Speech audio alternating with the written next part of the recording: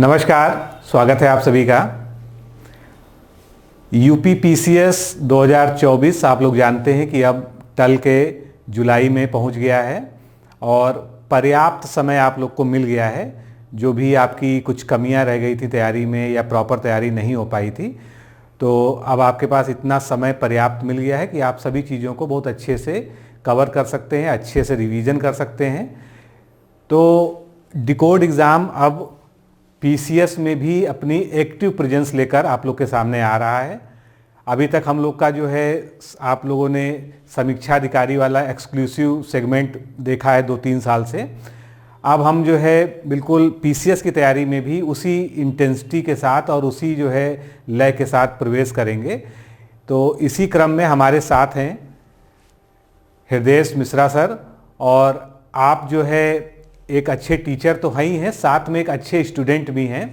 आपने UP PCS, UP PSC सारे exams की जो है तैयारी की है और मेंस वगैरह दिए हैं, काफ़ी एक्सपीरियंस भी है, पढ़ाते भी हैं। और हमारे साथ जुड़ के अब हम लोग को जो है इनके जो एक्सपीरियंस हैं उसका भी आप सभी को मार्गदर्शन मिलेगा। और लगातार इस चैनल पर आप लोग को आगे पीसीएस के लिए प्रॉपर गाइडेंस मिलेगी और कई सारे सब्जेक्ट्स भी ये जो है पीसीएस के लिए कवर करेंगे। आगे बढ़ें इससे पहले मैं आपको बता दूं जो है कि पीसीएस में जो हम इंटर कर रहे हैं, तो हम लोग जो है जल्दी ही एक फाउंडेशन कोर्स यूपी पीसीएस का लेके आएंगे जो 2025 को टारगेट करेगा। हालांकि हमारी तैयारी अभी 2024 के लिए शुरू हो जाएगी, लेकिन जो प्रॉपर जो लोग 2025 का पेपर भी देने के लिए अभी से तैयारी करेंगे या अभी से मन बना रहे हैं, तो उनको जो है पूरा एक इंटीग्रेटेड कोर्स फाउंडेशन बैच के माध्यम से प्रीलिम्स और मेंस का एक साथ जो है हम लेके आएंगे। और अगर संभव हुआ तो जो आपका आने वाला मेंस है उसमें भी हम लोग जो है आपके लिए जो है कोर्स लाएंगे। तो ये सब चीज़ें अभी आगे डिसाइड होंगी। फिलहाल जो है हृदय सर आज हमारे साथ इसलिए हैं कि आपको वो जो है पीसीएस जो एग्ज़ाम है, खासकर यूपी पीसीएस जो एग्ज़ाम है, इसका नेचर क्या है, इसका ट्रेंड क्या चल रहा है, कैसे क्वेश्चंस आ रहे हैं और इसको कैसे हम जो है क्रैक कर सकते हैं, कौन कौन सी ऐसी बारीक बातें हैं जो हमको अपनी स्ट्रेटजी में शामिल करनी चाहिए, हमको अपनी स्ट्रेटजी बनाते समय उनका ध्यान रखना चाहिए। तो उन बारीकियों पर और उन सभी चीज़ों पर आपसे एक जो है एनालिटिकल पूरा विश्लेषण करके जो है ये बताएंगे और प्रॉपर गाइडेंस जो है आपको इनसे मिलेगी। तो इनको बहुत ध्यान से सुनिएगा। और निश्चित रूप से जिस तरह से आपने अभी तक शिवम सर को इस चैनल पे जाना है, तो उससे जो है आगे बढ़कर जो है हृदय सर भी अब जो है इस चैनल पर आपके सामने रहेंगे और आपका जो है पूरी तरह से गाइडेंस और आपको पढ़ाने का भी काम करेंगे। तो अब मैं ज़्यादा ना बोलकर जो है माइक देता हूँ हृदय सर को, जो अब आपसे आगे पूरा जो है यूपी पीसीएस प्रीलिम्स 2024 के तैयारी के बारे में डिस्कशन करेंगे। नमस्कार दोस्तों, जैसा कि अभी दिवाकर सर ने बताया कि अब जो है डिकोड एग्जाम प्री और मेंस यानी कि फाउंडेशन कोर्स में उतर रहा है और इसी परिप्रेक्ष्य में आज हम लोग जरा यूपी पीसीएस पर चर्चा करेंगे। यूपी पीसीएस पर न सिर्फ हम लोग चर्चा करेंगे बल्कि हम लोग ये देखेंगे कि जो अभी आपकी परीक्षा प्रस्तावित थी 17 मार्च को, जो कि पोस्टपोन होकर के आगे बढ़ गई है यानी कि जुलाई माह में चली गई है, तो अब हमें अपनी प्रिपरेशन को दरअसल किस फेज में करना चाहिए। न सिर्फ फेज में हमें प्रिपरेशन करनी चाहिए बल्कि हमें फाइनल सिलेक्शन भी लेना है, क्योंकि प्री की तैयारी करें तो इससे सिलेक्शन आपका नहीं हो सकता है। हमें प्री प्लस मेंस की तैयारी करनी है और इसके साथ साथ में हमें यह देखना है कि किस तरीके से किन किन विषयों पर जो ट्रेंड अभी चल रहा है हमारे एग्जामिनेशन का पीसीएस का, हमें उस ट्रेंड को फॉलो करते हुए अपने एग्जाम को क्वालिफाई करना है। तो इसी परिप्रेक्ष्य में आज जो है कुछ महत्वपूर्ण टॉपिक हम लोग चर्चा करेंगे। जैसा कि आप लोग देख रहे होंगे कि यूपी पीसीएस की तैयारी कराएगा डिकोड, आप लोग को सर ने दिवाकर सर ने बता दिया है। और अब क्या आप आयोग के नए ट्रेंड को फॉलो कर रहे हैं या नहीं कर रहे हैं, ये सबसे महत्वपूर्ण बात होती है दोस्तों। कि जो पैटर्न होता है एग्जामिनेशन का, किसी भी परीक्षा की बात हो, फिलहाल हम यहां पर यूपी पीसीएस परीक्षा की बात कर रहे हैं, तो हम लोग यूपी पीसीएस पे बात करेंगे कि जो ट्रेंड अभी चल रहा है। जैसा कि आप लोग को पता होगा कि 2018 में जो है सिलेबस चेंज हुआ और उसके बाद जो है पैटर्न धीरे धीरे करके जो है चेंज होता चला गया। इस बीच में कई सारे बदलाव हुए, सीसैट को लेकर के बदलाव हुआ, नेगेटिव मार्किंग को लेकर बदलाव हुआ है, ऑप्शनल चीजें हट गई। तो उन सारी चीजों को लेकर हम लोग बात करेंगे। फिलहाल आज का जो हमारा वीडियो है वो प्रीलिम्स परीक्षा 2024 पर आधारित है कि अगर आप वर्ष 2024 में परीक्षा को क्रैक करना चाहते हैं तो आपकी दरअसल एक रणनीति क्या होनी चाहिए। ठीक है, क्योंकि एक बात दोस्तों ध्यान रखिएगा कि जब तक आप किसी चीज की रणनीति नहीं बनाते हैं, ठीक है, बिना रणनीति के अगर आप चलेंगे तो किसी भी परीक्षा को पास करना यह थोड़ा सा आपके लिए टफ हो जाएगा। आपके पास एक रणनीति रहेगी, समय रहेगा आपके पास कि मुझे इतने समय में इन चीजों को करना है, तो निश्चित तौर पर जो है न सिर्फ आप एग्जाम को क्वालिफाई करेंगे बल्कि क्वालिफाई करने के साथ साथ आप अपनी मनचाही पोस्ट को अचीव कर पाएंगे, यानी कि कट ऑफ में बेहतर प्रदर्शन करके आप जो है एसडीएम की पोस्ट हुई, डिप्टी एसपी की हुई, या जो भी आपकी पोस्ट जो आपके मन मुताबिक होगी वो आपको मिल जाएगी। ठीक, तो सबसे पहले तो हम लोग बात करेंगे दरअसल कि अब हमें क्या करना चाहिए। देखिए, परीक्षा प्रस्तावित है, कब प्रस्तावित है? जुलाई माह में। ठीक है, यह परीक्षा कब प्रस्तावित है? जुलाई माह में प्रस्तावित है। ठीक, अब जुलाई माह में प्रस्तावित है तो आप लोग ये चीज देखिएगा कि आपके पास समय कितना बचा है, शेष समय। ठीक, लगभग बचा है आपके पास 3.5 महीने का आपके पास क्या है, समय बचा है। पूरी स्लाइड को दोस्तों ध्यान से सुनिएगा, और समय भले ही आपको आज लग जाएगा थोड़ा सा, लेकिन अगर आज आपने इस पूरे वीडियो को मेरे देख लिया तो यकीन मानिएगा कि आपकी जो रणनीति मैं बताऊंगा उस पर अगर आप थोड़ा सा काम करेंगे, तय मानिए कि आपकी परीक्षा जो है प्रीलिम्स की नहीं रुकेगी। ना सिर्फ प्रीलिम्स की बल्कि आप मुख्य परीक्षा तक जो है बेहतर प्रदर्शन करते हुए आगे जाएंगे और इंटरव्यू के बाद अपना फाइनल सिलेक्शन ले लेंगे। तो जैसा आपको पता है कि परीक्षा कब प्रस्तावित है आपकी? जुलाई माह में प्रस्तावित है। समय आपके पास कितना बचा है? 3.5 माह का, यानी कि 3.5 महीने का, यानी कि मार्च अभी जो है लगभग बचा है, अप्रैल आपके पास है, मई है आपके पास, और जून है। इतने महीने हैं, और यही जो है आपके पास जो ये 3.5 मंथ्स का जो समय बचा है, इसी में हमें अपनी क्या है, रणनीति को जो है बनाना है और व्यापक स्तर पर काम करना है। और जिस दिन हमने उस रणनीति को फॉलो कर लिया, निश्चित तौर पर हमें जो है सिलेक्शन मिल जाएगा। ठीक, चलिए आगे देखते हैं हम लोग। अब देखिए, इसमें 2 प्रकार के बच्चे होंगे अभी फिलहाल, यानी कि 2 स्टूडेंट होंगे। पहले स्टूडेंट कौन से होंगे? जो पूर्व में मेंस दे चुके होंगे, यानी कि मुख्य परीक्षा उन्होंने क्या की होगी, दी होगी पहले से। ठीक, एक तो वो हो गए। दूसरे वो हैं जो नए परीक्षार्थी हैं। नए परीक्षार्थी मैं इसलिए कह रहा हूं क्योंकि अभी तक क्या हुआ था कि आपकी परीक्षा जो है 17 मार्च को प्रस्तावित थी। ठीक है, लेकिन क्या हुआ कि जो है आपकी परीक्षा हट गई और अब चली गई है, कब चली गई है? जुलाई में चली गई है। तो जुलाई में चली गई है तो कुछ परीक्षार्थी जो ROR पर फोकस थे या किसी और एग्जाम पर फोकस होंगे, वो लोग भी अब जो है पीसीएस पर कहीं ना कहीं फोकस करेंगे। लेकिन पीसीएस पर फोकस करेंगे तो हो सकता है कि उनकी जो मुख्य परीक्षा की तैयारी हो वो नहीं हुई हो, या फिर ये यूं कह लीजिए कि वो नए अभ्यर्थी हो। नए हो, पुराने हो, अभी आपके पास इतना समय है कि यदि आप रणनीति बना करके तैयारी करेंगे तो यकीन मानिएगा कि आपका सिलेक्शन जो है हो जाएगा। ठीक, तो वो अभ्यर्थी जो पूर्व में मेंस दे चुके हैं, जिन्होंने मुख्य परीक्षा की तैयारी की हुई है, दूसरे वो जो नए परीक्षार्थी हैं, इन दोनों लोग अपनी स्ट्रैटेजी को अलग अलग बनाएंगे और उसके अकॉर्डिंग जो है वर्क को अपने करेंगे। चलिए देखते हैं। शेष समय जैसा कि हमने बताया 3.5 महीने का है। लगभग आपके पास टोटल जो समय आपके पास बच रहा है, ठीक है, आज से वो बच रहा है आपके पास 105 दिनों का। ये 105 दिन आपके पास ठीक ठाक है। मैं इसको बिल्कुल भी कम नहीं कहूंगा कि आपके पास समय कम है। मैं इसलिए भी समय कम नहीं कहूंगा क्योंकि जब परीक्षा आपकी ऑलरेडी मार्च में जो है प्रस्तावित थी, तो कहीं ना कहीं आपने तो परीक्षा की तैयारी पहले से की होगी। ऐसा तो नहीं है कि आपने नहीं की होगी। ये तो आरओ के बाद स्थितियां कुछ बदली, तब ये चीजें हुई कि परीक्षा टल सकती है वगैरह वगैरह। तो इसका मतलब है कि आप मार्च में जो परीक्षा प्रस्तावित थी उसके लिए आपने तैयारी पहले से कहीं ना कहीं की हुई होगी। यदि नहीं की होगी तो उसके लिए भी हम रणनीति बनाएंगे कि अभी दरअसल हमें क्या काम करना है। ठीक, तो शेष समय हमारे पास कितना बचा है? 105 दिनों का बचा है। मार्च और अप्रैल ये जो हमारा समय है यानी कि 45 दिनों का, इसकी स्ट्रेटजी हमारी अलग होगी। और मई और जून यानी कि जो बचे आपके शेष 60 दिन होंगे, इसकी स्ट्रेटजी दरअसल हमारी अलग होगी। यानी कि मैं आपको यूं कहूं कि हम लोग जो है इसको 2 पार्ट में जो है दरअसल डिवाइड करेंगे। एक आपका मार्च प्लस अप्रैल का, और दूसरा हमारा जो है समय हो जाएगा आपका मई और जून का, मई प्लस जून का। ठीक, तो अब हमें इस पर काम करना है बेहतर तरीके से। अब जरा एक चीज और देखिएगा आप लोग कि मार्च और अप्रैल, इन 2 महीनों में हमें प्री भी पढ़ना है और मेंस भी पढ़ना है। ये चीज जरा आप लोग ध्यान दीजिएगा। इसको मैं थोड़ा सा डिटेल्स में बताता हूं आपको। देखिए, मैं इसको डिटेल्स में समझाता हूं। आपके पास समय कितना बचेगा स्टार्टिंग का? मैंने कहा 2 भागों में आपको डिवाइड करना है।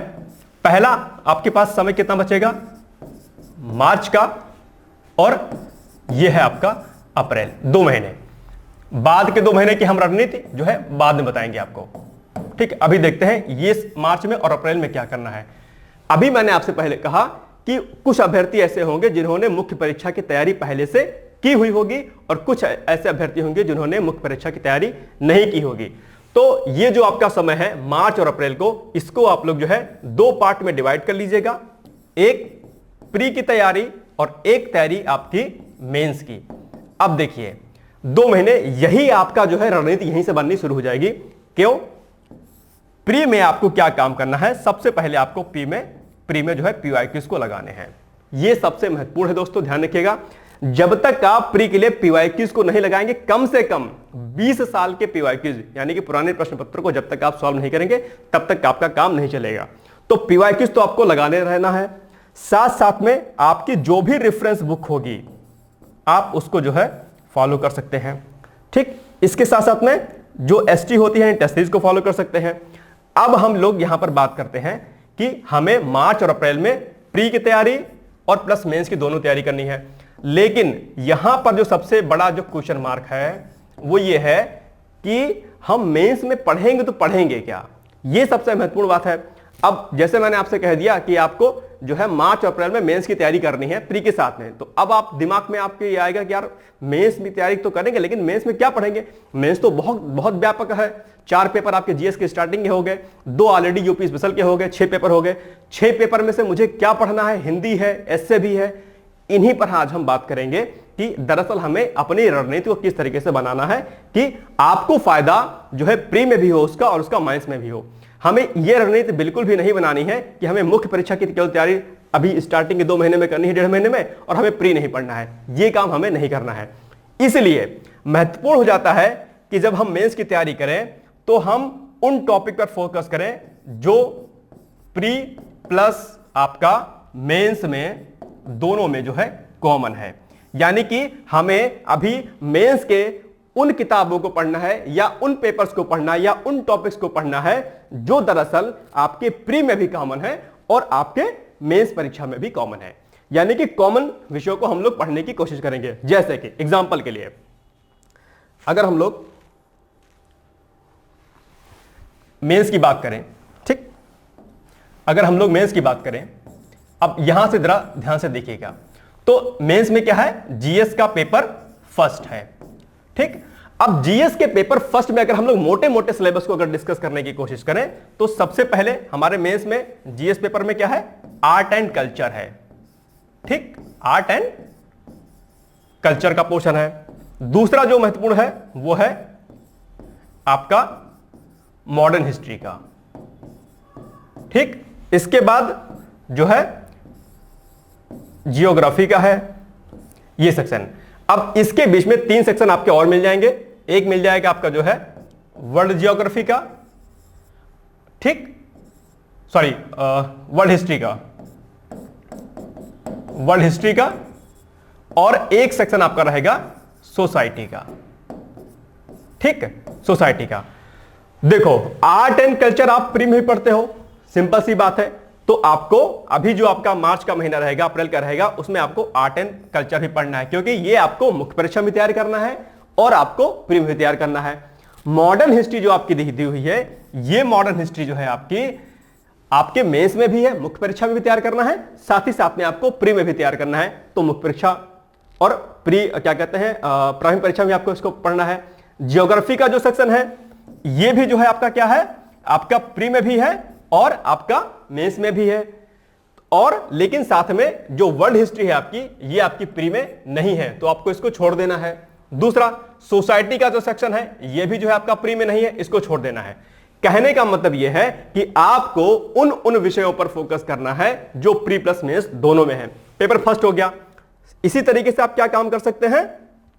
कि जो है आप जीएस के पेपर भी फोकस कर सकते हैं, सेकंड पेपर पे वाले भी, उनमें क्या करना है हमें उस पर ध्यान देते हैं थोड़ा सा हम लोग जो है। जैसे कि अब देखिए, अब बस अगर आज आप इस वीडियो को समझ गए तो यकीन मानिएगा कि आपको कहीं से कोई दिक्कत जो है नहीं होने वाली है। ठीक है, देखिए जीएस सेकंड की अगर हम बात करते हैं, मुख्य परीक्षा में जीएस सेकंड में, इसमें एक मोटा मोटा एक जो है जो विषय है वो है आपका पॉलिटी का। ठीक, पॉलिटी, पॉलिटी सिंपल सी बात है कि ये आपका पॉलिटी जो है आपका प्री में भी है और आपका प्लस मेंस में भी है। तो पॉलिटी वाले सेक्शन को पढ़ना है। अब शायद आपको मेरी बात अब समझ में आ रही होगी कि अभी आपके पास जो शेष समय बचा हुआ है उसमें आपको क्या काम करना है। जैसा कि मैंने आपको बताया कि प्री भी पढ़ना है आपको और मेंस भी पढ़ना है आपको। क्या प्री पढ़ना है, मेंस पढ़ना है। मेंस में किन विषयों को पढ़ना है, जो आपका प्री में भी है और जो आपका मेंस में भी है। इतनी बात समझ में आ गई। अब यहां पर जो महत्वपूर्ण बात है वो इस दो टॉपिक की है, यानी कि उत्तर लेखन करिएगा आप साथ में या फिर किताबों का अध्ययन करिएगा। अब इस पार्ट को आप थोड़ा सा समझने का प्रयास करिएगा।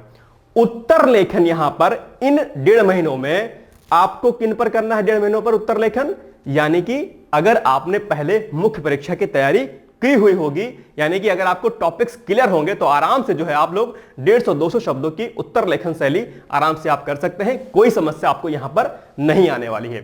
दूसरी महत्वपूर्ण बात है, यदि आप नए अभ्यर्थी हैं, यानी कि आपने पहले मुख्य परीक्षा की तैयारी पहले नहीं की है तो आप क्या काम कर सकते हैं, किताबों का अध्ययन कर सकते हैं, यानी कि रेफरेंस बुक को पढ़ सकते हैं।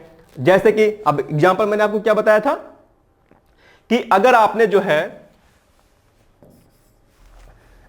जो है मेंस का कोई टॉपिक लिया एग्जाम्पल के लिए, या मैं मॉडर्न हिस्ट्री में लेता हूं, ठीक, मॉडर्न हिस्ट्री।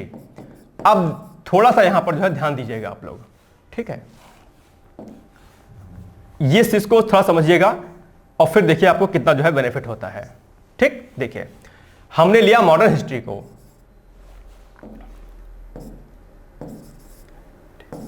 ठीक, मॉडर्न हिस्ट्री में से हमने एक टॉपिक आपको उठा लिया 1857 का रेवोल्यूशन, 1857 की क्रांति हमने उठाया। अब बात को जरा सा थोड़ा सा ध्यान से समझने का प्रयास कीजिएगा। तो अगर आप मुख्य परीक्षा की तैयारी शुरुआती 1.5 महीने में कर रहे होंगे तो अगर आप 1857 की क्रांति यानी कि मॉडर्न हिस्ट्री में पढ़ेंगे तो डिटेल्स में जब आप पढ़ेंगे तो आप प्रश्न क्या पूछेगा आपसे मुख्य परीक्षा में कि बताइए 1857 की विफलताओं के क्या कारण थे, या ऐसे कौन से कारक थे जिन्होंने 1857 की क्रांति को फेल कर दिया या उसको असफल घोषित कर दिया। कुछ इस प्रकार से प्रश्न जो है आपके मुख्य परीक्षा में आएंगे। तो जाहिर सी बात है जब आप उन कारकों पर विचार करेंगे जिसकी वजह से 1857 की क्रांति जो है क्या हुई, विफल साबित हो गई, तो आप डिटेल्स में जब आप पढ़ेंगे तो आपके पास फैक्ट और प्लस कॉन्सेप्ट आपके पास दोनों इकट्ठा हो जाएगा। और मैं आपको एक बात बता दूं, प्री की तैयारी फैक्ट और प्लस कॉन्सेप्ट दोनों के माध्यम से होनी चाहिए। यदि आप अभी जो परीक्षा आपकी RARO की हो रही हुई थी उसमें भी आप लोगों ने देखा कि फैक्चुअल डेटा के साथ साथ में कॉन्सेप्चुअल भी था, और उनके पास ऑप्शन उन्होंने ऐसे बनाए थे कि यदि आपके पास अगर आपने पहले कॉन्सेप्ट को नहीं क्लियर किया होगा तो आप उन प्रश्नों को नहीं हल कर पाएंगे। ठीक, तो जब आप मुख्य परीक्षा की तैयारी करेंगे तो न सिर्फ आप कॉन्सेप्ट आपका क्लियर होगा बल्कि साथ ही साथ में आपका फैक्चुअल डेटा भी आपका रेडी हो जाएगा। ठीक, साथ ही साथ में अगर 1.5 महीने का समय है तो 1857 की विफलता के कारण पर आप 4-5 पॉइंट लिख लीजिए, नोट्स बना लीजिए, सिंपल सा तरीका है। मैं ये नहीं कह रहा हूं कि 1.5 महीने में आप पूरी तरीके से तल्लीन हो जाए मेहनत में, लेकिन आप इतना काम जरूर कीजिएगा जिससे जो है आपके शॉर्ट नोट्स आपके रेडी हो जाएं। ये एक महत्वपूर्ण पॉइंट है, ठीक है, कि आपके जो है शॉर्ट नोट्स रेडी हो जाएं। अब 1857 की क्रांति है तो आपको क्या काम करना है, आपको काम जो है करना है ये देखिए। ठीक, यहां पर आपको क्या काम करना है कि आप जो है फ्लो डायग्राम में नोट्स को बना लें। बहुत आसान तरीका हो जाएगा आपके पास। फ्लो डायग्राम को आपने बनाया और 2-4 पॉइंट्स उसमें नोट डाउन कर दिया, बस आपका हो गया। इसी तरीके से अगर आप पॉलिटी में जाएंगे तो राष्ट्रपति के बारे में अगर पढ़ेंगे तो राष्ट्रपति की विधायी शक्तियां क्या होती हैं, आपने बुलेट्स फॉर्म में जो है नोट डाउन कर दिया, 1-1 पॉइंट, 2-2 पॉइंट, 3-3 पॉइंट। डिटेल्स में आपको नोट्स नहीं बनाना है फिलहाल। हालांकि बाद में भी आपको मुख्य परीक्षा की जब आप डिटेल्स में तैयारी करेंगे तब भी आपको नोट्स डिटेल्स में बिल्कुल नहीं बनाना होगा। इसके लिए हम लोग जो है एक अलग से सेशन ले लेंगे कि आपको दरअसल कैसे नोट्स बनाना है, किस तरीके से उत्तर लेखन शैली करनी है। आज हम लोग बस जो है सिर्फ चर्चा कर रहे हैं कि अभी हमें जो शायद 3 महीने बचे हैं उसमें हमें करना क्या है। ठीक, तो इस तरीके से आप लोग जो है न सिर्फ रेफरेंस बुक को पढ़ सकते हैं, और अगर आप रेफरेंस बुक पढ़ने के साथ साथ में आंसर राइटिंग कर सकते हैं तो आंसर राइटिंग करते रहिएगा, साथ साथ में आप लोग जो है प्री तैयारी करते रहिएगा, जैसा कि स्लाइड में मेंशन है ऑलरेडी। ठीक है, कि मार्च और अप्रैल में आप प्री की तैयारी करिए, मेंस की तैयारी करिए, और प्री प्लस मेंस को इधर आराम से करते रहिए, यानी कि दोनों टॉपिक जिसमें कॉमन है उसको पढ़ते रहिए। उत्तर लेखन आप तब करिए जब आपकी तैयारी पहले से हुई होगी, या अगर आपको लगता है कि एक एक टॉपिक तैयार करते हुए आप उत्तर लेखन कर सकते हैं तो निश्चित तौर पर आप कर सकते हैं, या फिर अगर आपकी उत्तर लेखन शैली अभी नहीं बेस्ट है तो आप लोग जो है किताबों का अध्ययन कर लीजिए, प्रश्नों को देखते रहिए, पीवाईक्यूज को देखते रहिए, मेंस की बुक लिस्ट के ले आइए, घटनाचक्र की या किसी भी राइटर की, आप वहां से जो है इसको बेहतर ढंग से कर सकते हैं। आई थिंक आपको इतनी बातें मेरी समझ में आई होगी। अब हम लोग जो है बाद में इस पर चर्चा करेंगे कि इस पर हमें किस तरीके से काम करना है। चलिए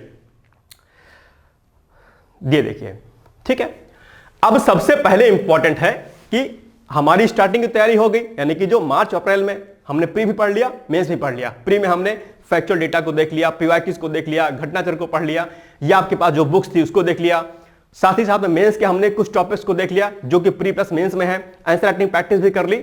ये काम आपका स्टार्टिंग के 1.5 महीने में हो गया। अब हमारे पास बचता है आपके जो है क्या बचता है, मई महीना और जून महीना, यानी कि 60 दिन। और ये 60 दिन आपके क्या होंगे, दरअसल यही 60 दिन आपके जो है निर्णायक साबित होंगे। ठीक, इसमें अगर आपने बहुत बढ़िया तरीके से कर लिया तो आपका काम जो है बन जाएगा। एक बात मेरी बहुत अच्छी है से आप लोग ध्यान रखिएगा कि ये जो 60 दिन आपका जो बचेगा, ये 60 दिन आपको इस 60 दिन में इतनी मेहनत कर लेनी है कि ये जो 60 दिन है, ये 60 दिन आपका जो है मल्टीप्लाई 2 से होकर के 120 दिनों के बराबर हो जाए, यानी कि 4 महीने के आपके ये बराबर हो जाए। इसको आपको 4 मंथ के इक्वल कर लेना है, यानी कि इस बार आपको हर हाल में प्री की तैयारी करने के साथ साथ में आपको हर हाल में प्री की कट ऑफ को जो है क्रैक करके अपने एग्जाम में, मुख्य परीक्षा में यानी कि आपको बैठना है। और अगर आपने प्री क्रैक कर लिया, रणनीति को फॉलो कर लिया, यकीन मानिएगा कि डिकोड एग्जाम आपके मुख्य परीक्षा की तैयारी के लिए पूरी तल्लीनता के साथ आपके साथ लगा रहेगा। मेरा पूरा गाइडेंस रहेगा, एक एक छोटी से छोटी चीज उत्तर लेखन शैली को लेकर के, कि प्रश्न क्वेश्चन मार्क अगर आता है कि आलोचना कीजिए, टिप्पणी कीजिए, व्याख्या कीजिए, अलग अलग जो शब्द आते हैं उन पर हम लोग डिटेल्स में हम लोग सब बात करेंगे। इसलिए आपको इस वर्ष यानी कि वर्ष 2024 में आपको प्री एग्जाम क्वालिफाई करना है। यह बात अपने दिमाग में आज और अभी एक पूरी तरीके से फिट कर लीजिएगा। ठीक, लेकिन रणनीति बनाने के साथ, विदाउट जो है रणनीति के नहीं। ठीक, लेकिन अब रणनीति बनाएंगे तो सिंपल सी बात है कि हमें कट ऑफ को पार करना है। तो सबसे पहले तो हमें यही पता होना चाहिए कि दरअसल कट ऑफ जा क्या रही है। 150 प्रश्न आते हैं प्री में, और आपको यही नहीं पता है कि 150 प्रश्नों में मुझे कितने प्रश्न को हल करना है वहां पर, तो फिर आपकी परीक्षा कैसे निकलेगी। इसलिए सबसे महत्वपूर्ण यह चीज है कि आप पूरे जो रिजल्ट आता है उसके रिजल्ट को, नेचर को समझिए कि हमें कितने प्रश्नों पर फोकस करना चाहिए। तो अगर आप विगत वर्षों के प्रश्न पत्रों पर अगर नजर दौड़ाएंगे, रिजल्ट को देखेंगे, तो आप पाएंगे कि 85 से 90 प्रश्न नेगेटिव मार्किंग को हटा करके अगर आप कर लेते हैं, सही कर लेते हैं, तो आप कट ऑफ में आ जाते हैं, यानी कि आप प्री एग्जाम को क्वालिफाई कर लेते हैं। ठीक है, और वर्ष 2024 में अगर आपको एग्जाम क्रैक करना है तो आपको 95 प्लस प्रश्नों को, नेगेटिव मार्किंग को हटा करके आपको जो है काम करना है।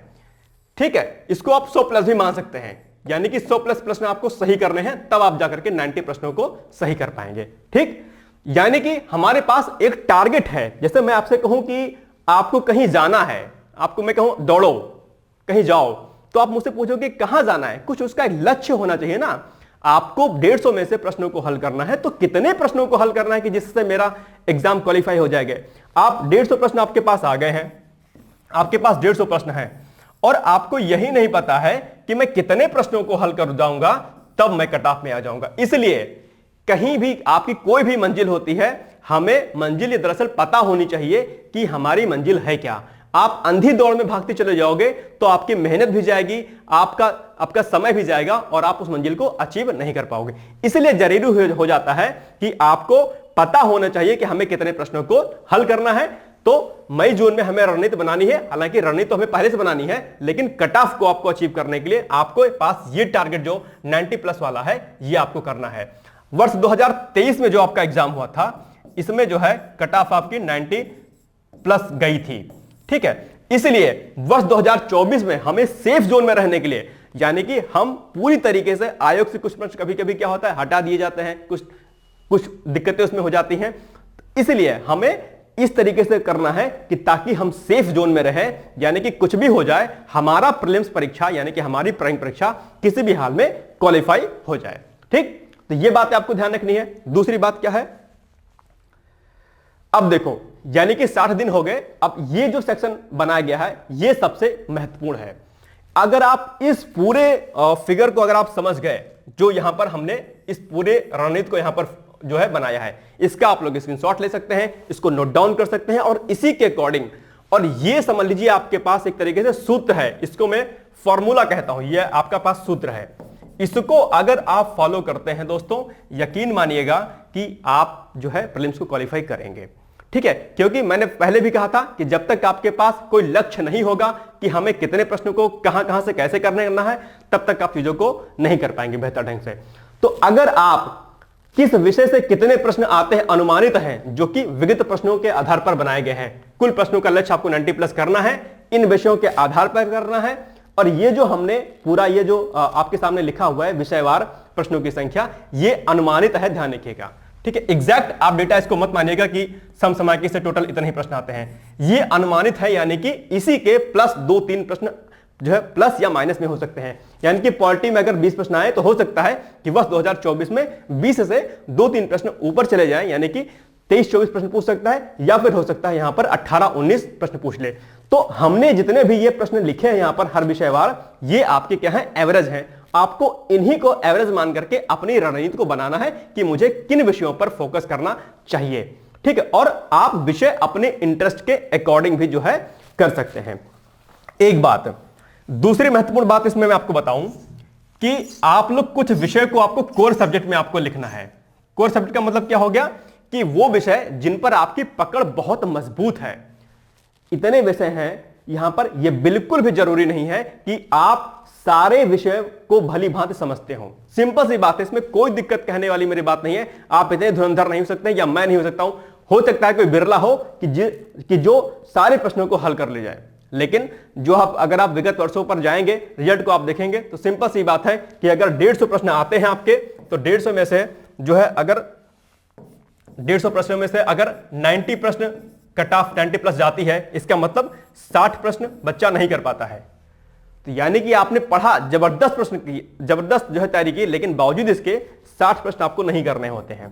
तो इसका मतलब यह है कि आप कितने ही धुरंधर क्यों ना हो, आप सभी विषयों पर आपकी पकड़ उतनी जबरदस्त नहीं हो सकती। इसलिए मैं एक बात मैं बार बार आप लोगों से कहता हूं कि कुछ विषयों को कोर सब्जेक्ट में रखिए, कि जिससे प्रश्न आपके अगर आए तो उनमें आप उन प्रश्नों को 100% हल करने की क्षमता रखें। और ये सिंपल सी बात है, हर व्यक्ति का अपना जो है अलग अलग ट्रेंड होता है और उसके अकॉर्डिंग वो अपने विषयों को चयनित कर लेता है। हो सकता है कि आप पॉलिटी से जो है बीए किए हो, एमए किए हो, भूगोल से आपने एमए बीए किया हो, या किसी अन्य विषय से आपने एमए बीए किया हो, आपका उस विषय में स्पेशलाइजेशन हो, तो जाहिर सी बात है कि आप उस विषयों में मास्टर होंगे और उन विषयों से संबंधित यदि प्रश्न आपकी परीक्षा में पूछे जाएंगे तो आप उनको हल करने की स्थिति में रहेंगे पूरे। ठीक, तो 3-4 विषय को कोर बनाइएगा कि जिन पर आपको फोकस करना है, मुझे 100% करना है। वे विषयों को थोड़ा साइड में रखिएगा, कोर विषय से अलग रखिएगा कि अगर इनसे प्रश्न आएंगे तो मुझे ऐसा नहीं कि मुझे छोड़ देना है, लेकिन इतना करना है कि ताकि इससे मेरा इस विषय से नुकसान ना होने पाए। अब आइए हम लोग चर्चा करते हैं विषयवार जो है कि किस तरीके से आपको करना है। सबसे पहले हमारे पास क्या है, समसामयिकी। ये सेक्शन दोस्तों सबसे महत्वपूर्ण बात है, महत्वपूर्ण सेक्शन है। और समसामयिकी के लेकर मैं एक बात मैं आपको आज यहीं पर क्लेरिफाई कर दे रहा हूं कि यदि आप समसामयिकी को अंतिम समय में पढ़ते हैं तो ये समझ लीजिए सीधे तौर पर आप अपने पैर पर कुल्हाड़ी मारने जैसा काम करेंगे। समसामयिकी यानी कि जो करंट अफेयर्स होते हैं, किसी भी परीक्षा में इनके प्रश्नों की संख्या ठीक ठाक पूछी जाती है। इसलिए, और ये प्रश्न तभी तैयार कर हो सकते हैं जब आप रेगुलर बिहाफ पे अपनी तैयारी करते रहेंगे। यदि आप ये सोचेंगे कि अंतिम जो है समय में आकर के 1 महीने में वार्षिकी मैगजीन पढ़ करके आप एग्जाम को क्वालिफाई कर लेंगे, यानी कि समसमय सही कर लेंगे? नहीं कर पाएंगे। 2 4 6 लोग कर ले जाते हैं, मैं ऐसा भी नहीं कह सकता हूं कि वो फायदा नहीं होता है, लेकिन अगर आपको 30 में से 28 करने हैं, 27 करने हैं, 30 में से 30 करने हैं, तो आप आज से और अभी से करंट अफेयर्स को पढ़ने की हैबिट डाल लीजिएगा। डिकोड एग्जाम के माध्यम से भी आपको करंट अफेयर्स कराया जाता है, या किसी भी माध्यम से जहां से भी आप करना चाहते हैं आप अपने अकॉर्डिंग कर सकते हैं, ये आपके ऊपर है। तो इसलिए इस पर हमें सबसे पहले फोकस करना है। और ये जो विषय मैंने लिखे हैं, ये मैंने जो है बहुत क्रम वाइज लिखे हैं। इन विषयों के अकॉर्डिंग अगर आप चलेंगे तो आपको बहुत ही फायदा होगा। तो समसामयिकी से कितने प्रश्न आते हैं? 30 प्रश्न आते हैं। सबसे महत्वपूर्ण सेक्शन जो है मैं इसी को कहता हूं आपका समसामयिकी वाला। दूसरा पॉलिटी वाला सेक्शन होता है, बहुत आसान पॉलिटी है। अगर किसी ने आपको अच्छे तरीके से समझा दिया है, अगर आपने कॉन्सेप्ट को सही तरीके से समझ लिया है, तो पॉलिटी के लगभग जो 20 प्रश्न आते हैं, 20 में 20 प्रश्न सही करने की स्थिति में रहेंगे।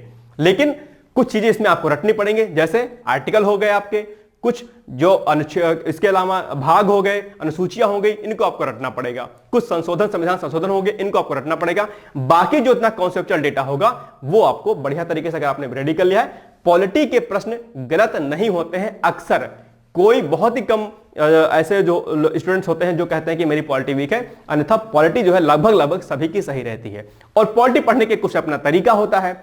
तरीका क्या होता है, इस पर हम लोग जो है डिटेल्स में एक वीडियो बनाएंगे कि पॉलिटी कैसे पढ़नी चाहिए, साइंस कैसे पढ़नी चाहिए, पॉलिटी में कौन कौन से सेक्शन इंपॉर्टेंट है, इन सभी विषयों पर हम लोग क्रम वाइज चर्चा करेंगे। लेकिन आज हम लोग, टॉपिक हमारा दूसरा है कि हमें रणनीति क्या बनानी है, तो इसलिए आज हम लोग इस पर चर्चा ना करते हुए हम लोग बस विषयों को देखेंगे कि किन पर हमको फोकस करना है। ठीक, तो पॉलिटी को आप जो है सेकंड नंबर पर रख सकते हैं। फर्स्ट पर आपका हो गया समसामयिकी और 20 प्रश्न आपका हो गया जो है पॉलिटी का। इसके बाद साइंस का पोर्शन, सबसे महत्वपूर्ण सेक्शन है साइंस का, विज्ञान का। और विज्ञान अगर आपने अच्छे से पढ़ लिया है, अगर आपने सिंपल से लूसेंट की बुक को भी अगर आपने फॉलो कर लिया है, अब लूसेंट में 2 बुकें आती हैं, ध्यान रखना, 2 बुक है लूसेंट की। एक आती है लूसेंट की बुक, कौन सी? जीएस की आती है, जिसमें सारे विषय होते हैं, और एक आती है आपकी साइंस की आती है, जिसमें जो है विज्ञान यानी कि फिजिक्स, केमिस्ट्री, बायो यानी कि भौतिक विज्ञान, रासायनिक विज्ञान और आपका जीव विज्ञान होता है।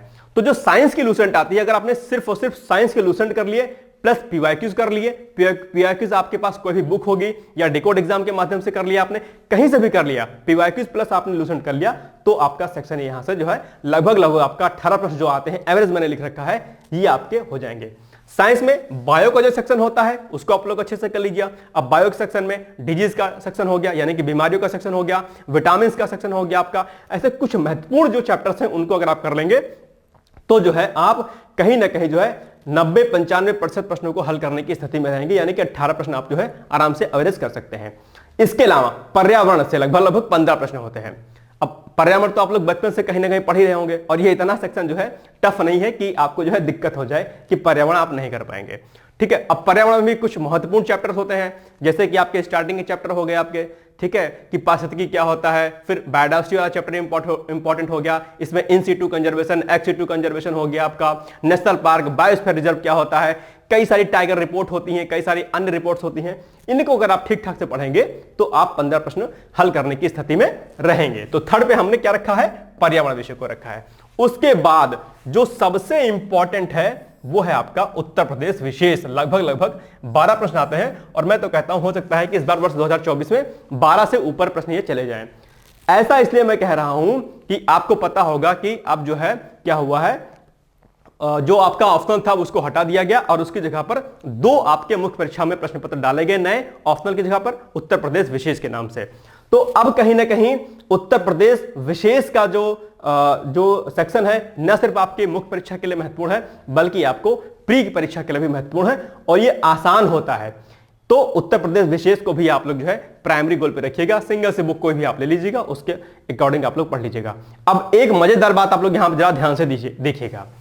नंबर 1 समसामयिकी, दूसरे पर पॉलिटी, साइंस लगभग, पर्यावरण, उत्तर प्रदेश विशेष।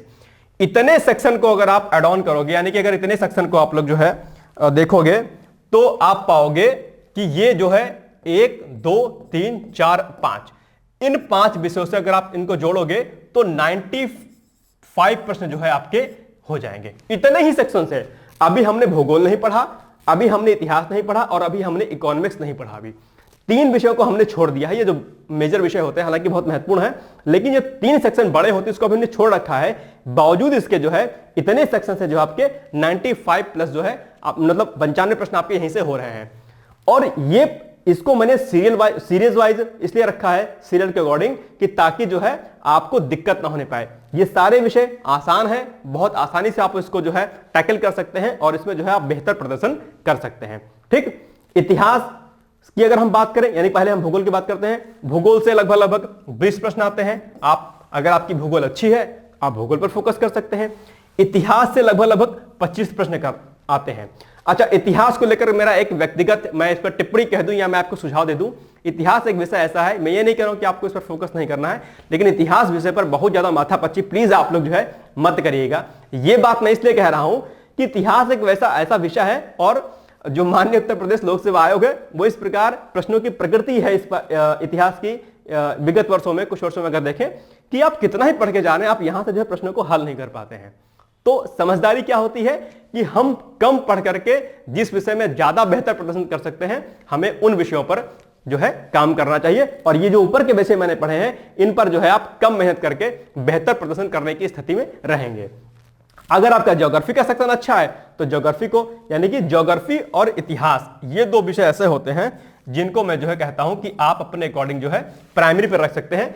अगर आपका इतिहास अच्छा है तो आप उत्तर प्रदेश विशेष के बाद इतिहास को रख सकते हैं, और अगर आपका भूगोल अच्छा है तो उत्तर प्रदेश विशेष के बाद आप भूगोल को रख सकते हैं। ये आपके ऊपर है। दूसरी महत्वपूर्ण बात, अगर आपका इतिहास भूगोल में से कोई भी अच्छा है या इकोनॉमिक्स में कुछ भी अच्छा है, तो आप इन विषयों को उठाकर यहां पर भी आप कर सकते हैं, यानी कि पॉलिटी की बात रख सकते हैं, साइंस के अकॉर्डिंग रख सकते हैं। ये रणनीति जो मैंने बताई है ये आप अपने अकॉर्डिंग भी आप बना सकते हैं, ऐसा नहीं है, लेकिन ये मैंने एक स्टैंडर्ड आपको बनाया है कि यदि आप इस स्टैंडर्ड पर चलते हैं तो आप कट ऑफ को जो है हासिल कर लेंगे। अब इतिहास में आपको किन विषयों पर फोकस करना है? इतिहास पर 3 होते हैं, प्राचीन, मध्यकालीन और आपका आधुनिक भारत। तो आप आधुनिक भारत के साथ साथ में मध्यकालीन भारत पर फोकस कर लीजिएगा। सेक्शन को किसी को छोड़ना नहीं है, इस बात को ध्यान रखना। ठीक है, जैसे कि 150 प्रश्न आते हैं, 150 में से आपको 90 प्लस प्रश्न सही करने हैं, यानी कि तकरीबन 60 प्रश्न आपको नहीं करने हैं। तो 60 प्रश्नों में जो आपको नहीं करने हैं उनमें आप उन टॉपिक को रख सकते हैं जो आपसे बिल्कुल भी नहीं आ रहा है, आप उसको छोड़ सकते हैं, ऐसा नहीं है। लेकिन अब इतना भी ना रहे कि आप एक तरफ से सारे जो है टॉपिक्स को छोड़ते चलें, ऐसा मत करिएगा। लेकिन जो आपको लगता है कि यार ये बहुत टफ है, मुझसे नहीं हो पाएगा, मैं नहीं करने की स्थिति में हूं, तो आप उसको छोड़ सकते हैं। इतना कोई रॉकेट साइंस इसमें नहीं है। और इकोनॉमिक्स से लगभग कितने प्रश्न आते हैं आपके? 10 प्रश्न जो है आपके इकोनॉमिक्स से आते हैं। इकोनॉमिक्स में भी हम लोग जिस दिन चर्चा करेंगे विषयवार कि किस विषय से आपको कितना प्रश्न तैयार करना है, कौन से टॉपिक तैयार करना है, तो इकोनॉमिक्स को लेकर के जो है बहुत प्रॉब्लम होती है। हम लोग इकोनॉमिक्स पर जो है एक चर्चा कर लेंगे कि किस पर आपको फोकस करना है। अगर हम लोग यूपी पीसीएस की बात करें तो जो इकोनॉमिक्स के जो प्रश्न होते हैं वो जो है स्टैटिक होते हैं, बुक से होते हैं, सॉरी डायनेमिक होते हैं, यानी कि करंट ओरिएंटेड होते हैं। तो करंट ओरिएंटेड होते हैं, इसका मतलब आपको करंट पर फोकस करना चाहिए। जितने भी डेटा वगैरह होते हैं वो आपको प्रॉपर तरीके से हल करना है। तो इसको आप लोग एक बार समझ लीजिए और इसके अनुसार जो है आपको अपने विषयवार जो है क्रम को रखते हुए अपनी तैयारी को करिएगा। ठीक, चलिए आगे बढ़ते हैं हम लोग। नेक्स्ट है मई जून में जो 7 दिन आपके जो बचेंगे, इसी में आपको जो है किन पर फोकस करना है, इस पर भी हम लोग थोड़ा सा ध्यान देंगे। तो देखिए सबसे महत्वपूर्ण जो है वो क्या है? आपका टेस्ट सीरीज। ये बहुत जो है महत्वपूर्ण है ये, और इसको मैं थोड़ा सा मैं अभी आज ही जो है मैं थोड़ा सा ब्रीफ करना चाहूंगा कि दरअसल आपको टेस्ट सीरीज में कैसे काम करना है। ठीक है, तो इसको मैं अभी ब्रीफ करूंगा। इसके अलावा आपको जो फोकस करना है घटना चक्र पीवाईक्यू जो होता है, पूर्वावलोकन होता है। घटना चक्र एक इंपॉर्टेंट जो है आपके पास बुक होती है। ये जो है एक प्रश्नों के साथ में आपको कई सारे प्रश्नों को जो है आपको करा देती है कि आपकी तैयारी जो है वहां पर बेहतर ढंग से हो पाए। ठीक है, अब घटना चक्र कैसे पढ़ेंगे इस पर भी हम लोग थोड़ा 2-3 मिनट अभी बात कर लेंगे। इसके अलावा समय मिलने पर आप जो है अपनी किताबों से आप उसका रिवीजन कर सकते हैं। साथ ही साथ में विविध, यानी कि जिसको हम मिसलेनियस बोलते हैं, इसमें से आपका जो है बजट का सेक्शन आ जाएगा। मिनरल्स, जितना भी डेटा होता है मिनरल्स का, उसको मिनरल्स को आप लोग कर लीजिएगा। कोई भी मिनरल्स हो आप उसको फॉलो करिएगा। साथ साथ में जो प्रोडक्शन डेटा होता है आपका, जनगणना हो गया, वन रिपोर्ट हो गई, और आंकड़ों पर आधारित जो भी समसामयिकी होती है उसको जो है आपको फोकस करना है। तो ये कुछ बिंदु हैं, इन पर आपको फोकस करना है। एक एक पर हम थोड़ा सा जो है डिटेल्स में नहीं, लेकिन हम लोग थोड़ा सा जो है इस पर चर्चा कर लेते हैं। सबसे पहले हम लोग जो है टेस्ट सीरीज पर बात करते हैं। ये एक इंपॉर्टेंट सेक्शन होता है टेस्ट सीरीज का। ठीक, टेस्ट सीरीज का अब हमें इस पर कैसे काम करना है, अब एक बात आप लोग जरा ध्यान से सुनिएगा कि एग्जाम्पल के लिए हमारे पास प्रश्न संख्या 1 है, 2 है और 3 है। आप टेस्ट सीरीज को लगा रहे हो तो हो सकता है कि पहला प्रश्न आपके पास ऐसा हो कि आपके जो ए, बी, सी और डी विकल्प जो आपके दिए गए हैं, ये जो है आपको इनमें से एक आप कंफर्म है कि आपको ए वाला टॉपिक आपको आता है। यानी कि ग्लोबल वार्मिंग से अगर समझ कोई प्रश्न आ गया है तो आपको पता है कि ग्लोबल वार्मिंग जो है क्या होती है, आपने टिक लगा दिया कि ए सही है, यानी कि ये टॉपिक आपका प्रिपेयर है। हो सकता है कि जब दूसरे प्रश्न पर आप जाओ तो आपको ए, बी, सी में से कोई कंफ्यूजन के रहे कि भाई बी वाला राइट आंसर होगा या सी वाला होगा। यानी कि अगर मैं आपसे पूछूं कि विश्व पर्यावरण दिवस कब होता है और आप कंफ्यूज हो गए कि 5 जून को होता है कि 6 को होता है, 7 को होता है, यानी अपने पढ़ा तो है लेकिन आप कंफ्यूजन की स्थिति में हो, तो आप तुरंत जो है विश्व पर्यावरण दिवस वाले टॉपिक को जो है अलग से अपनी कॉपी में नोट डाउन कर लो कि मुझे इस विषय को अभी पढ़ना है, ये मेरा क्या है, कंफ्यूजन वाला है। आप यहां पर डायरी बनाओ, 3 जो है और टेबल बनाओ और यहां पर लिख दो कंफ्यूजन वाला टॉपिक। ठीक है, यानी कि आपको इस टॉपिक को दोबारा प्रिपेयर करना है। दूसरा आपका प्रश्न आ गया, तीसरा प्रश्न आ गया। तीसरा प्रश्न एक ऐसा है कि आपको पता ही नहीं है कि ये क्या होता है, यानी कि आप पहली बार उसको पढ़ रहे हो सकता है आपने उसको बहुत हल्के में ले लिया था कि यार यहां इससे तो प्रश्न नहीं पूछेगा, लेकिन फिर भी वहां से प्रश्न पूछा आया। एग्जाम्पल के लिए आपने पॉलिटी में पंचायती राज एक जो चैप्टर है, ठीक है, पंचायती राज को आपने छोड़ दिया था और पंचायती राज से संबंधित ही प्रश्न आ गया। बलवंतराय मेहता समिति क्या होती है या क्या उन्होंने जो है अपनी रिकमेंडेशन दी थी, आप भूल गए, आपने पढ़ा ही नहीं, या फिर तो यानी कि एक ऐसा टॉपिक है जो आपने पढ़ा ही नहीं, तो उसको जो यहां पर लिख लीजिए कि मुझे इसको दोबारा से पढ़ना है, यानी कि जो है रीस्टडी इसकी करनी है। ठीक, तो टेस्ट सीरीज जब आप लगाओगे तो एक आपको एक व्यापक एनालिसिस होगी। दूसरा, टेस्ट सीरीज के माध्यम से जो कथन और कारण के जो प्रश्न होते हैं, अगर अभी आपने आरओ का एग्जाम दिया होगा तो कथन और कारण के प्रश्न बच्चों को सबसे टफ लगते हैं। तो जब आप टेस्ट सीरीज करेंगे तो आप एक व्यापक रणनीति के माध्यम से जब आप तैयारी करेंगे तो आपके पास एक एनालिसिस आ जाएगी कि किन विषयों पर और किन टॉपिक्स पर मुझे फोकस करना है।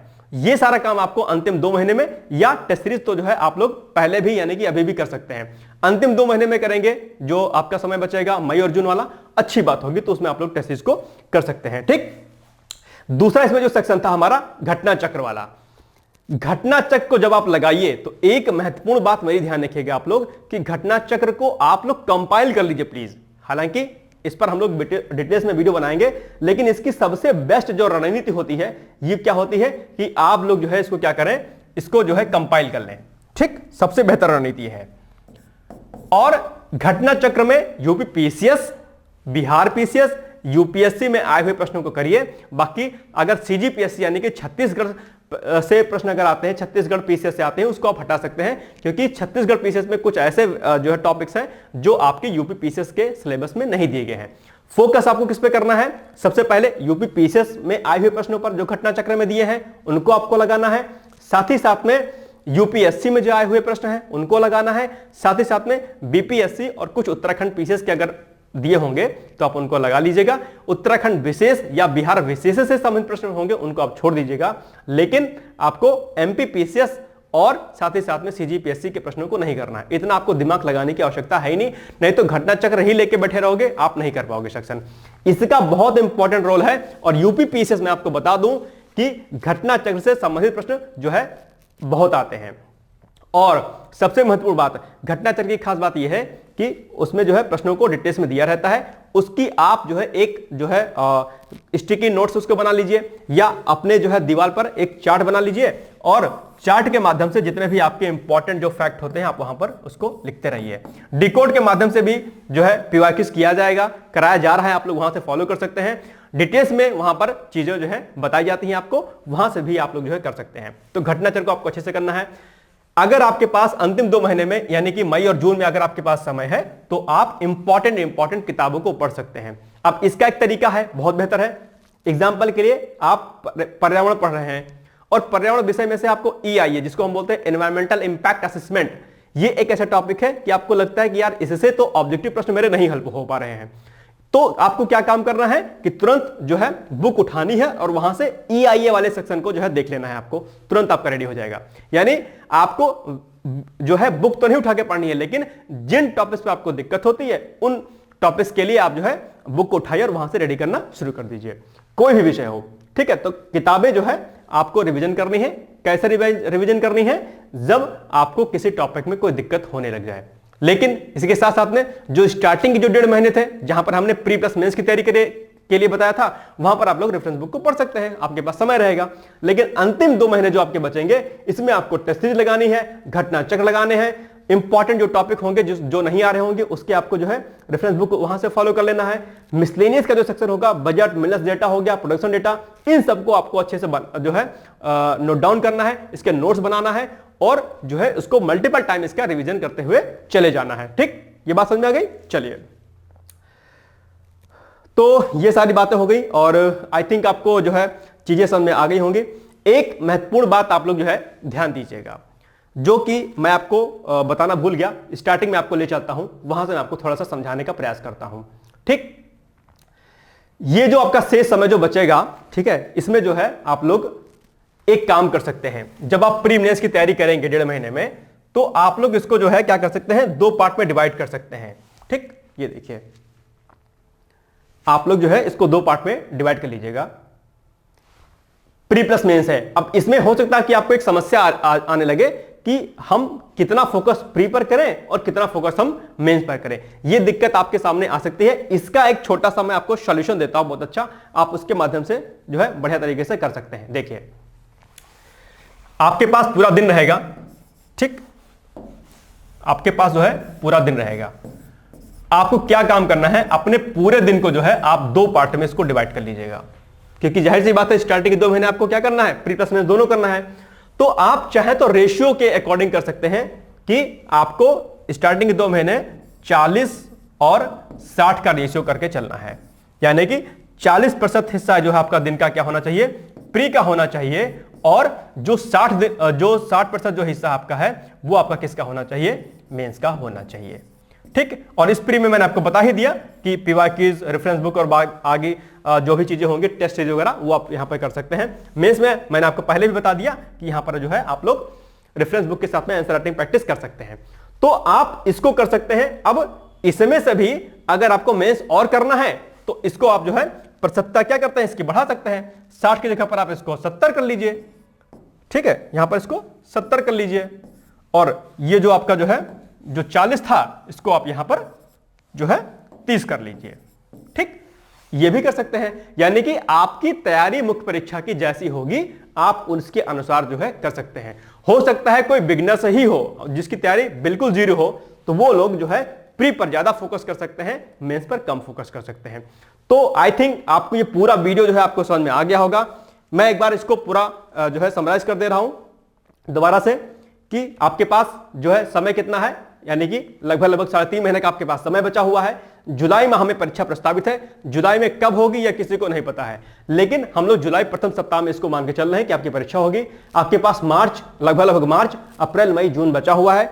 इन 4 महीनों में, 3.5 महीनों में हमें क्या करना है, ठीक, जो मेंस दे चुके हैं वो लोग आंसर राइटिंग प्रैक्टिस को करेंगे, जो नए परीक्षार्थी हैं वो लोग रेफरेंस बुक को पढ़ेंगे, समय मिलता है तो आंसर राइटिंग प्रैक्टिस करेंगे।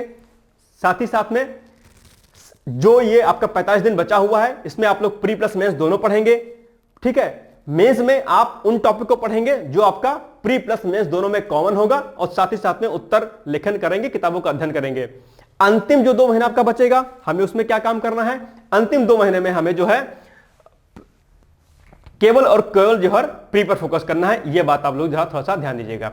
ये जो 60 दिन आपके हैं, यहां पर आपको मेंस बिल्कुल नहीं पढ़ना है, ध्यान रखिएगा। यहां पर सिर्फ और सिर्फ प्री पढ़ना है।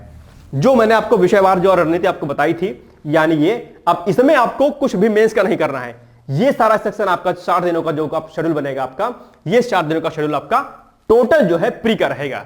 इसमें आपको मुख्य परीक्षा नहीं करना है, यानी कि स्टार्टिंग जो 1.5 महीने थे उसमें आप आंसर राइटिंग प्रैक्टिस करिए, चाहे रेफरेंस बुक पढ़िए, चाहे मेंस के आप जो है पीवाईक्यूज को करिए, आप जो कुछ कर सकते हैं मुख्य परीक्षा की तैयारी करिए, कोई दिक्कत नहीं है। लेकिन अंतिम जो 2 महीना है आपका, इस अंतिम 2 महीने में आपको सिर्फ और सिर्फ प्री की तैयारी करनी है, क्योंकि जब तक प्री नहीं निकलेगा तब तक आप मुख्य परीक्षा में पहुंचेंगे नहीं, और मुख्य परीक्षा में पहुंचेंगे नहीं तो कोई लॉजिक इसका है नहीं।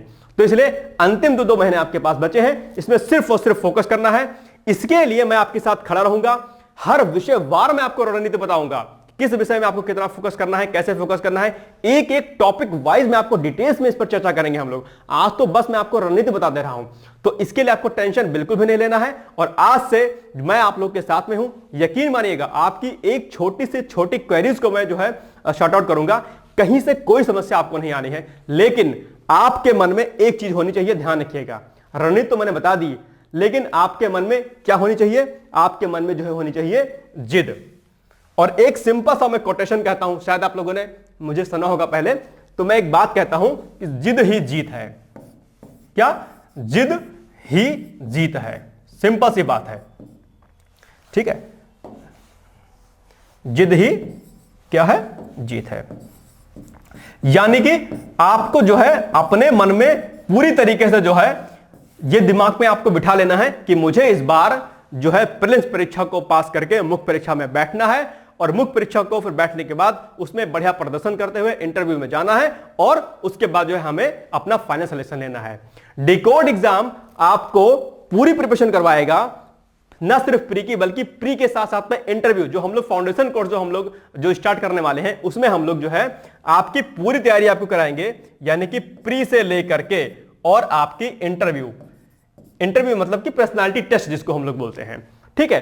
तो ये पूरी रणनीति आपको वहां पर बताई जाएगी, इसलिए आपको टेंशन लेने की आवश्यकता नहीं है। बस आज आप लोग ठान लीजिएगा कि मुझे वर्ष 2024 में सिलेक्शन लेना है, किसी भी तरीके से लेना है, और ये अपने मन में आपको जो है सकारात्मक रहना है। अपने ऊपर दृढ़ विश्वास रखिएगा, अपने जो आराध्य आपके होंगे, ईश्वर होंगे, उन पर ध्यान रखिएगा, आप लोग उन पर विश्वास रखिएगा, और साथ ही साथ में क्रमबद्ध तरीके से, यानी कि सिस्टमैटिक तरीके से, जैसा मैंने आपको बताया है उस तरीके से रणनीति को फॉलो करते हुए आपको आगे बढ़ना है, और नेगेटिव बिल्कुल नहीं होना है।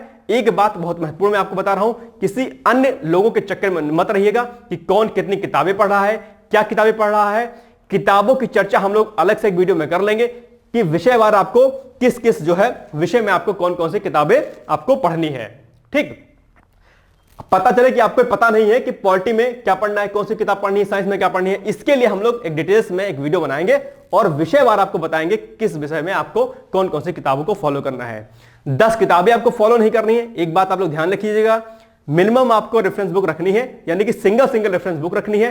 करंट अफेयर्स को अपडेट रखना है, मिसलेनियस पोर्शन को करते चलना है, प्रैक्टिस करते चलना है, पीवाईक्यूज 20 साल के आपको सॉल्व करना है बस, और अपने समय को वेस्ट नहीं होने देना है। यानी कि अगर आपने 8-10 महीने अगले अगर आपने सही तरीके से फॉलो कर लिए, ठीक है, स्टार्टिंग के जो 3 महीने 3.5 महीने जो आपके पास बचे हैं, इसमें आपने एक डिटेल्स में रणनीति जो मैंने बताई उसको आपने फॉलो कर लिया, यकीन मानिएगा दोस्तों आपकी परीक्षा क्वालिफाई हो जाएगी, प्री के साथ में आप फाइनल सिलेक्शन ले लेंगे, ठीक। तो ये आज कुछ महत्वपूर्ण सेशन था, क्योंकि आज से डिकोड एग्जाम हम लोग जो है आगे फिर फाउंडेशन कोर्स शुरू करेंगे, तो मैंने कहा कि एक बार डिटेल्स हम लोग इस पर बात कर लेते हैं कि क्या करना है। अब इसमें 2-3 पॉइंट मैं आपको और बता दूं कि आगे जो है हम लोग और कुछ नए इनिशिएटिव लेंगे, उस पर आज चर्चा हम लोग नहीं करेंगे, लेकिन हम लोग जो है सारी चीजों पर जो है चर्चा करते हुए आगे बढ़ेंगे, ठीक है। तो अब से आप लोग को क्या रहना है, पॉजिटिव रहना है, और आज से सब कुछ छोड़ दीजिए। आपके दिमाग में जितनी भी चीजें होंगी, अनर्गल चीजें होंगी, जो आपके मन में नेगेटिविटी होगी, जो नकारात्मकता होगी परीक्षा को लेकर के, उन सभी परीक्षाओं, उन सभी नेगेटिविटी को लेकर के आपको हटाना है। जैसे कि अभी आरओ का री एग्जाम हो रहा है, आपके मन में द्वंद्व हो रहा होगा कि यार इतनी मेहनत कर रहे हैं, पेपर लीक हो गया, इन सब विषयों पर आपको बिल्कुल भी फोकस नहीं करना है। आपके दिमाग में सीधा एक स्ट्रेट जो है आपके लक्ष्य होना चाहिए कि मुझे इस बार परीक्षा को क्वालिफाई करना है, सिंपल सी बात है बस। और जितनी मैं मेहनत कर सकता हूं मैं करूंगा या करूंगी, ये आपके मन में जिद होनी चाहिए, दृढ़ विश्वास होना चाहिए, संकल्प होना चाहिए, कंसिस्टेंसी के साथ, यानी कि लगातार आपको पढ़ाई करनी पड़ेगी। एक टाइम शेड्यूल आप जो है फिक्स कर लीजिए कि मुझे प्रतिदिन जो है कितने घंटे की मेहनत करनी है। वो आपके 8 आवर हो सकते हैं, 10 आवर हो सकते हैं, 12 आवर हो सकते हैं, यानी आप अपनी क्षमता के अनुसार अपने टाइम लिमिट को क्लियर कर लीजिए कि मुझे विषयवार किन किन विषयों पर फोकस करना है। जैसे कि एग्जाम्पल के लिए अब जैसे ये सारे विषय दिए गए हैं आपके पास, तो अब आप इसको जो है फोकस कर सकते हैं कि आपको किन किन विषयों पर आपको फोकस करना है, ठीक है। जैसे के लिए अगर मैं आपको बताऊं, ठीक है, थोड़ा सा मैं ब्रीफ इसको कर दे रहा हूं। सबसे पहले तो आपको क्या काम करना है कि आपको समसामयिकी को डेली पढ़ना है, तो इसके लिए आप जो है 1 से 2 घंटे आप जो है डेली रख लीजिए। ये जो आपके सेक्शन बच रहे हैं, आप पॉलिटी वाले ये सारे सेक्शन, इन पर जो है आप लोग क्या करिएगा कि या तो एक दिन में आप 2 विषय को पढ़िएगा, या फिर अगर आपको लगता है कि 2 विषय ज्यादा हो रहा है तो आप एक विषय को पढ़ सकते हैं। इसमें से भी एक टाइम आप घटना चक्र को सॉल्व करिए, एक टाइम आप पीवाईक्यूज को सॉल्व करिए, और एक टाइम टेस्ट सीरीज और प्लस रेफरेंस बुक को फॉलो कर सकते हैं। यानी कि आपके पास एक डायरी बनाइए और उस डायरी में आप डिटेल्स में आप पूरे दिन को आप लिखिए। ऐसा नहीं है, देखो एक चीज आप हमेशा ध्यान देना कि किसी भी बड़े लक्ष्य की अगर प्राप्ति आपको करनी है, ठीक, उसके लिए आपको बिना प्लान आपको काम नहीं करना है, नहीं करना होगा।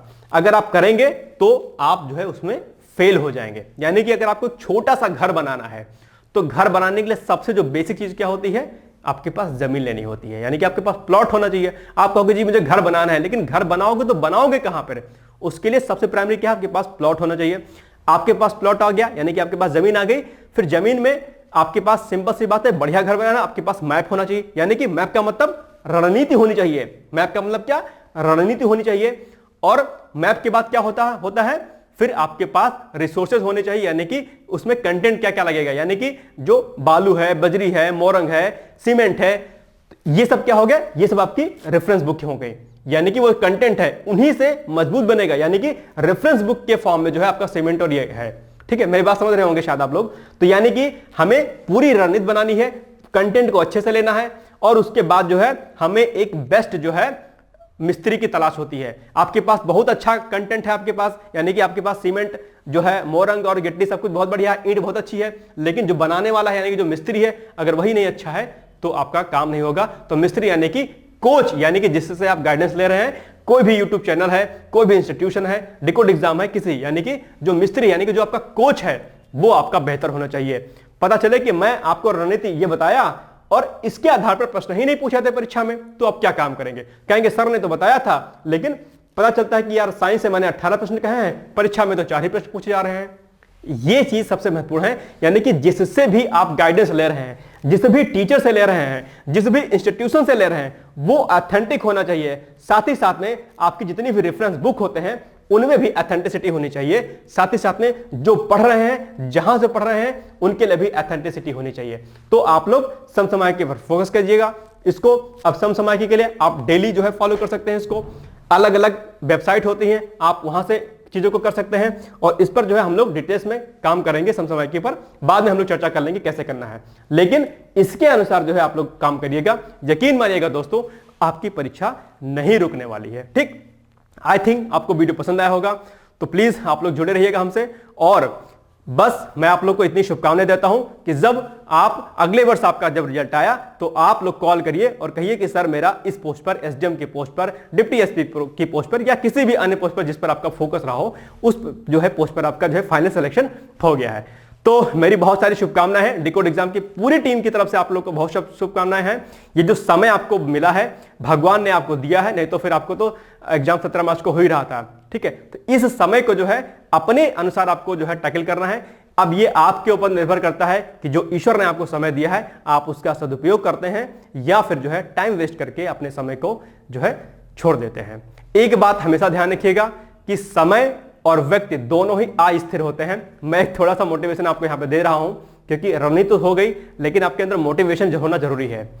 आज अगर आपने समय को नहीं समझा तो फिर समय आपका जो है आदर कभी नहीं करेगा। इस बात को ध्यान रखिएगा। जो व्यक्ति आपके साथ इस समय खड़ा होगा कि फला तुम बन जाओगे, पीसीएस आईएएस बन जाओगे, मैं आपके साथ खड़ा हूं, वो व्यक्ति भी आपके साथ नहीं खड़ा रहेगा यदि आप जीवन में असफल होते हैं तो। इसलिए ये समय आपका है, डिकोड एग्जाम की तरफ से सारी चीजें कराई जाएंगी। आप बस मन में ठान लीजिए कि मुझे इस बार परीक्षा को क्रैक करना है। यकीन मानिएगा कि अगर आपके मन में यह विश्वास आ गया कि मुझे परीक्षा क्रैक करनी है, आपको दुनिया की कोई ताकत आपको हरा नहीं सकती है। इसलिए अगर आपको जीवन में कामयाब होना है, अगर समाज में अपनी एक रेपुटेशन बनानी है, तो आप लोग मेहनत करिए। नहीं तो आपका सगा, आपका सबसे करीबी व्यक्ति जो आपके इस समय सबसे नजदीक होगा, वो व्यक्ति भी आपसे यूं दूर हो जाएगा और आपको आभास नहीं होगा कि वो व्यक्ति कैसे आपसे दूर हो गया। तो इसलिए छोटी बातें हैं ये, लेकिन बहुत गहरी बातें हैं। मुझे लग रहा है शायद आपको समझ में आ रही होंगी। इसलिए मैं कहता हूं कि अपने ऊपर यकीन रखो, अपने मन में जिद रखो, सकारात्मकता के साथ, कंसिस्टेंसी के साथ में आप तैयारी करिए, आपकी परीक्षा जरूर सफल होगी। ओके, फिर ऑल द बेस्ट। बहुत लंबा वीडियो नहीं करेंगे, नहीं तो आप लोग बोर हो जाएंगे। All the best, good luck, thank you so much.